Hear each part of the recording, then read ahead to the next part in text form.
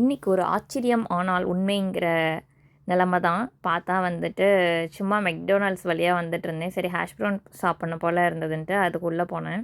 அப்போன்னு பார்த்தா அதாவது நம்ம எல்லாருமே பாயிண்ட்ஸ் ஆப் வச்சுருப்போம்ல, அந்த மாதிரி என்னோடய பாயிண்ட்ஸ் ஆப்பில் பார்த்தீங்கன்னா வந்துட்டு ரிவார்ட்ஸ் இருக்குது அப்படின்ட்டு இருந்தது. என்னடா ரிவார்ட்ஸ்ன்னு பார்த்தா, உங்களுக்கு இவ்வளோ பாயிண்ட்ஸ் இருக்குது, நீங்கள் ஏதாவது சூஸ் பண்ணிக்கலாம் அப்படின்ட்டு இருந்தது. நான் ஒரே ஒரு ஹேஷ் ப்ரவுன் மட்டும்தான் சூஸ் பண்ணியிருந்தேன். அதில் வந்துட்டு பார்த்தீங்கன்னா, நீங்கள் ஃப்ரீயாகவே அந்த ஹேஷ் ப்ரவுன் இது பண்ணிக்கலாம். பே எதுவும் பண்ண தேவையில்லைன்னு இருந்தது. என்னடா இது! சரி நமக்கு வந்து இன்றைக்கி இது கிடச்சிருக்கு அப்படின்னு சொல்லிட்டு அதை வந்து ஆர்டர் பண்ணிட்டேன். இதுக்கு போய் டேபிள் சர்வீஸ் போடணுமா? நம்மளே போய் வாங்கிக்கலாம் அப்படின்ட்டு கவுண்டருக்கு போனால், வெயிட் பண்ணுங்கன்னு சொல்லியிருந்தாங்க. சரின்னு வந்துட்டு நமக்கு தான் அங்கே டிஸ்ப்ளே ஆகும்ல நம்பரு. என்னோடய நம்பர் அங்கே வெயிட்டிங்கில் இருந்தது. சரின்னு வெயிட் பண்ணி கலெக்ட் பண்ணிவிட்டு வந்தால், ஒரு நல்ல டேஸ்டியான ஒரு ஹேஷ் ப்ரவுன் அன்றைக்கி எனக்கு கிடச்சிது.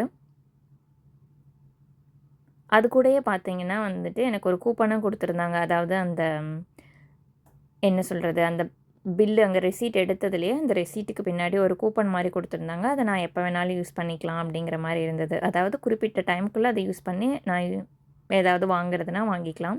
ஹேஷ் ப்ரவுன் ஆனால் நல்லா சூடாகவே இருந்தது. ரொம்ப கிறிஸ்பியாக இருந்தது. அதிகம் சாப்பிட்றது கிடையாது, எப்போயாவது தான். அந்த கூப்பன் வந்து ஒரு செட்டுக்கு இவ்வளோ வந்து காஸ்ட் வந்து டிடெக்ட் பண்ணி ஒரு கூப்பன் மாதிரி இருந்தது. சரி எடுத்து வச்சுக்கலாம் அப்படின்னு எடுத்து வச்சுட்டு ஹேஷ் ப்ரவுன் சாப்பிட்டு வீட்டுக்கு வந்தாச்சு. தேங்க்யூ.